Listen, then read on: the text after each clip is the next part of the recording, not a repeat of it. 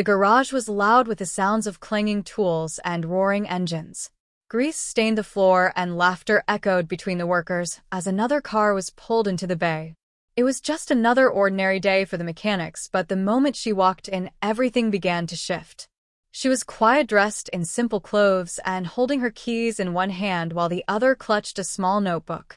Her car had stalled just outside, and she stepped in hoping someone would take a look at the problem.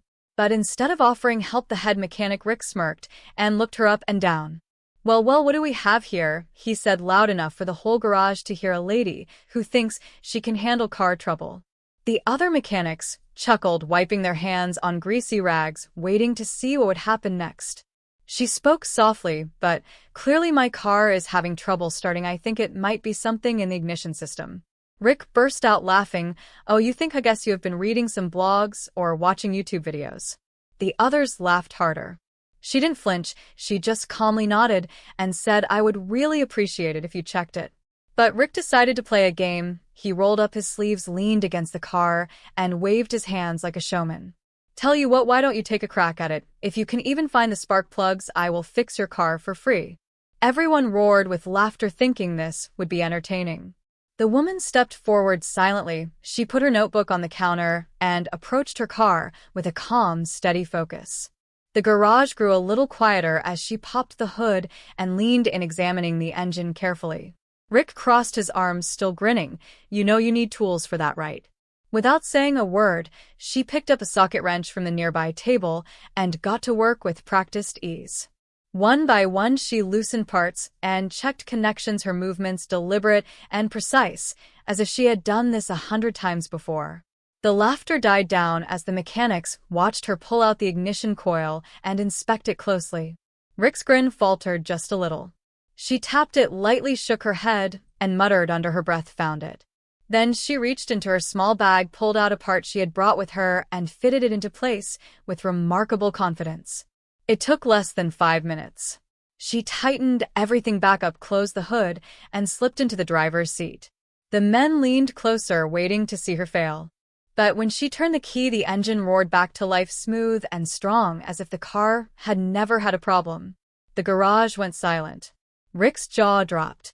The woman stepped out, brushed her hands together, and said quietly, "That was the issue all along, ignition coil, not the battery like most would assume." She picked up her notebook and started walking toward the door as if nothing extraordinary had just happened. The other mechanics exchanged stunned glances, whispering among themselves. Rick hurried after her, his smugness gone, replaced by disbelief and a touch of embarrassment. Wait, hold on a second. How did you know that was the problem?" She turned to him, her calm eyes steady. "I used to be an engineer before I left the field. I know engines better than most." The room fell into an even deeper silence as the weight of her words sank in. Rick stood frozen, unable to form a reply as the men behind him stared at her with new respect. And she simply walked out, her car purring smoothly behind her while the garage full of men watched in stunned silence. Rick stood at the entrance of the garage, still staring at the car as it rolled away down the street. The other mechanics looked at him, waiting for some kind of comeback, but none came. One of the younger workers finally spoke. "Did you see how fast she found it? I would have spent hours checking the wrong things." Another shook his head. "She didn't even hesitate, like she knew every wire and bolt before touching it." Rick clenched his jaw, trying to swallow his pride, but the memory of her calm, steady movements kept replaying in his mind. For years, he had built his reputation on being the smartest in the shop, the one nobody could outdo, yet in less than 10 minutes, she had dismantled that image without breaking a sweat. The laughter that once filled the garage was gone, replaced by whispers of admiration and questions that none of them had the courage to ask. Later that afternoon, Rick sat in the corner of the shop pretending to work while his mind raced. "Who is she? Really an engineer," she said, "but what kind of engineer knows cars like that better than most mechanics?" he thought. The sound of the younger mechanics talking among themselves broke his thoughts.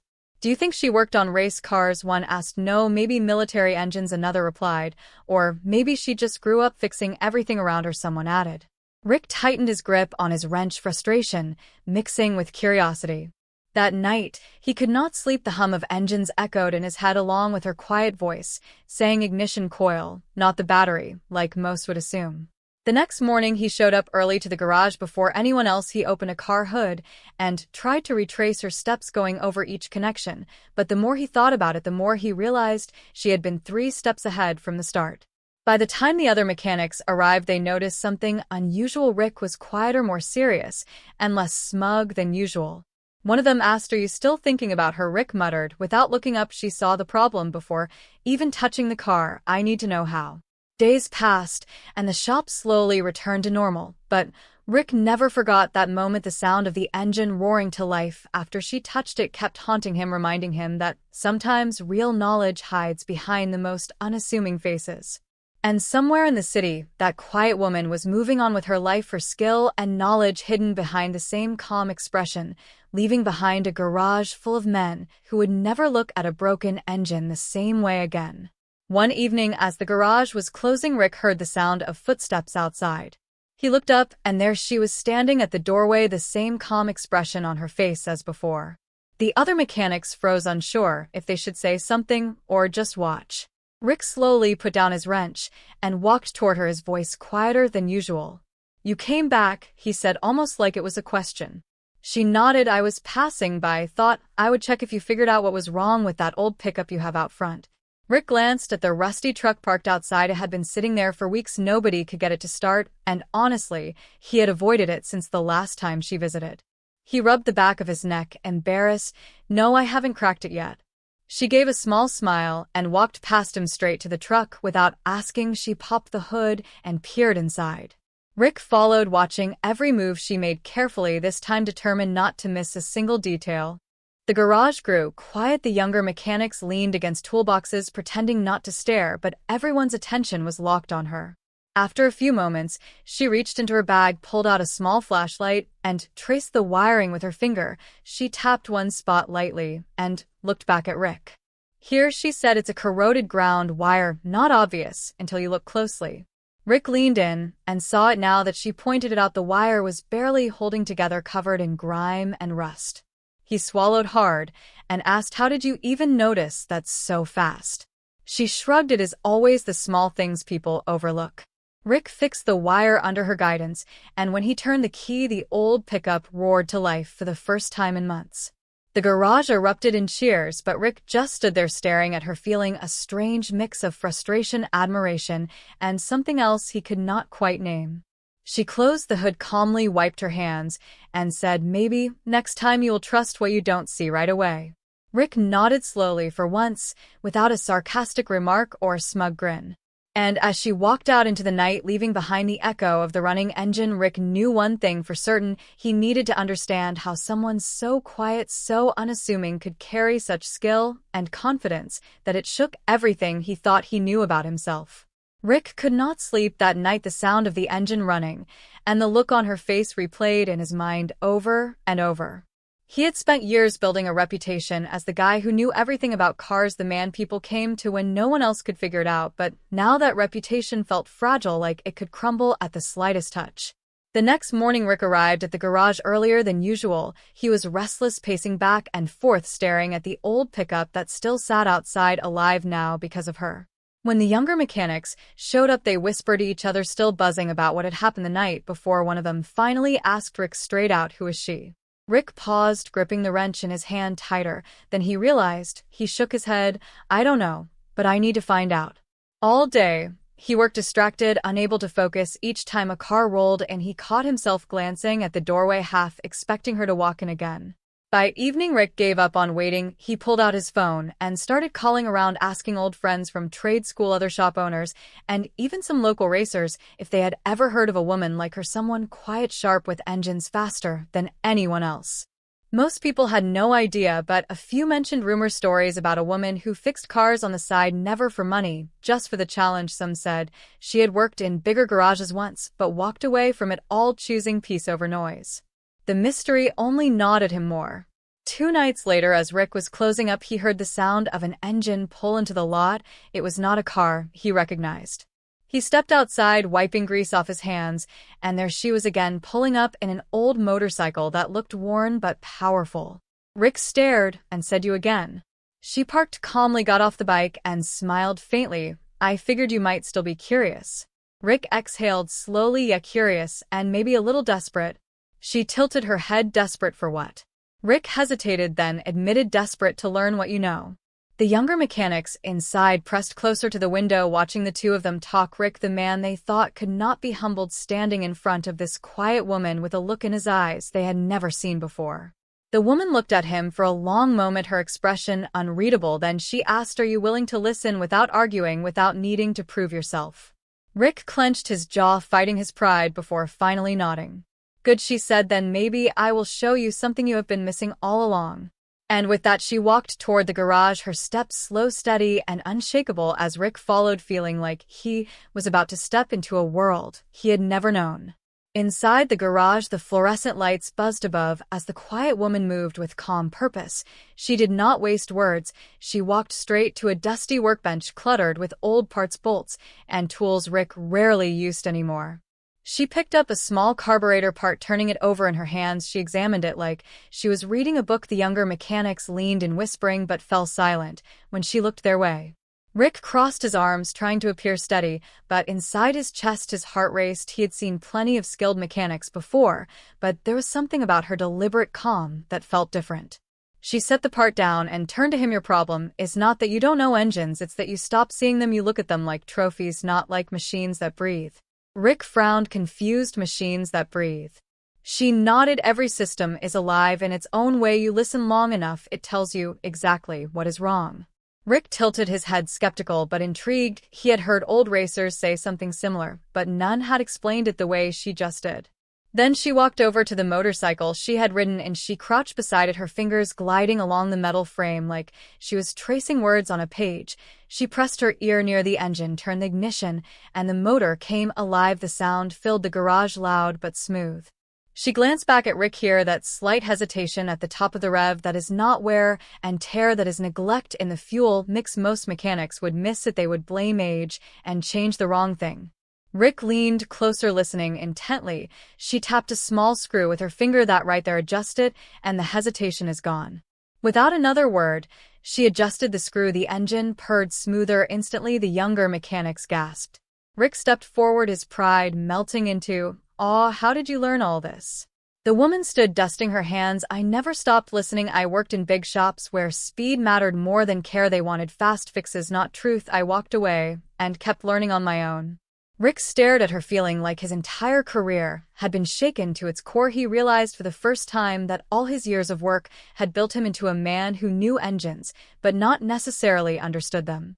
The quiet woman turned to him and asked softly, "Do you want to learn to understand?" Rick swallowed hard, his voice low. "Yes, I do." The younger mechanics exchanged wide-eyed looks. None of them had ever seen Rick this way before. The man who once mocked her now stood like a student waiting for a teacher. The quiet woman gave Rick a steady look, then walked over to a shelf stacked with old, dusty manuals. She pulled one down, its cover worn from years of use, and handed it to him. "This is not just a manual," she said calmly. "It is a diary. Every note written inside is from someone who refused to give up on a machine. Read it, and you will hear voices of people who listened." Rick opened the book and saw handwritten notes scrawled in the margins, arrows pointing to sketches and tiny corrections that no factory manual would ever admit. His hands trembled.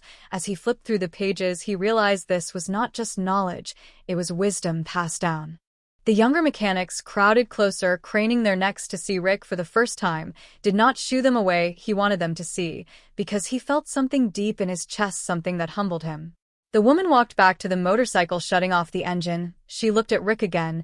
"Understanding comes when you stop racing to fix and start listening to what the machine is already saying."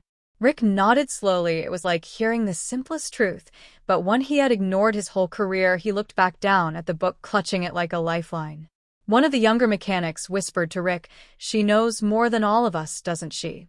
Rick did not answer right away. He watched the quiet woman move toward another dusty engine in the corner of the garage. She placed her hand on it, and without even starting it, she murmured, "This one has been choking on air for months." The younger mechanics looked stunned. Rick felt his throat tighten. How could she tell that without even starting it? He found himself stepping closer to her, his voice lower than before. "Can you show me how you do that?" She turned to him, her expression unreadable for a moment. Then she gave the faintest nod. "You have to let go of pride first. Pride is loud, it drowns out the sound of truth." Her words cut through him sharper than any insult could have, and Rick lowered his head. The younger mechanics stared wide-eyed. None of them had ever seen him so quiet, so humbled. The woman crouched down again and began pointing at the small details others had overlooked. Rick followed her every move, feeling as if a whole new world was opening before his eyes.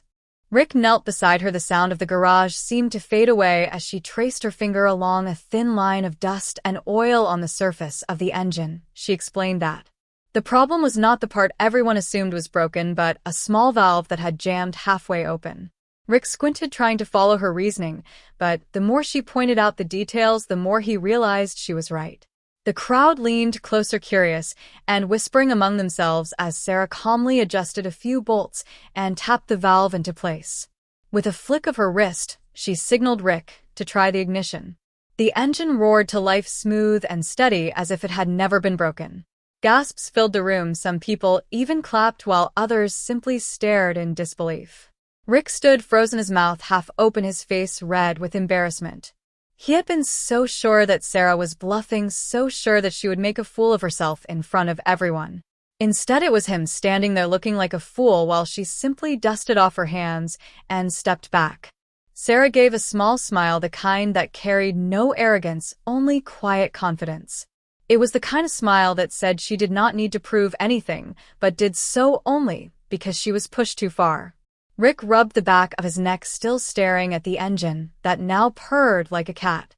He muttered under his breath, unable to look her in the eye, while the crowd buzzed around them. Some of the younger mechanics rushed toward Sarah, asking her how she knew what to look for and what tools she trusted most. She answered each question calmly, her voice steady and sure, as though she had done this 100 times before. Rick finally took a step forward, but stopped short, unsure of what to say or do, as the entire shop waited for his reaction. Rick finally forced a laugh, but it came out shaky and hollow. He tried to brush it off, as if he had just been joking the whole time, but nobody bought it. The other mechanics gave him side glances, and some even shook their heads, disappointed in the way he had treated Sarah.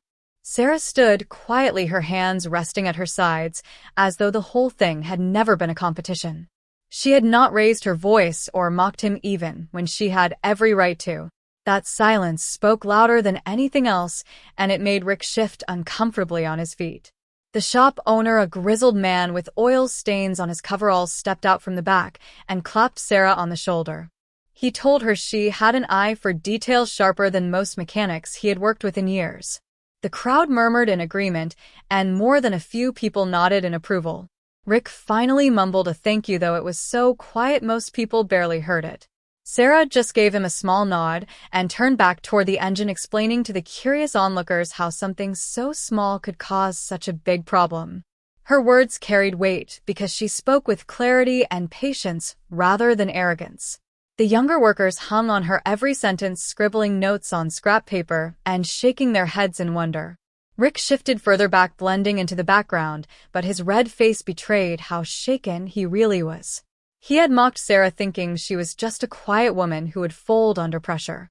Instead, she had proved herself in front of the entire garage without even trying to humiliate him.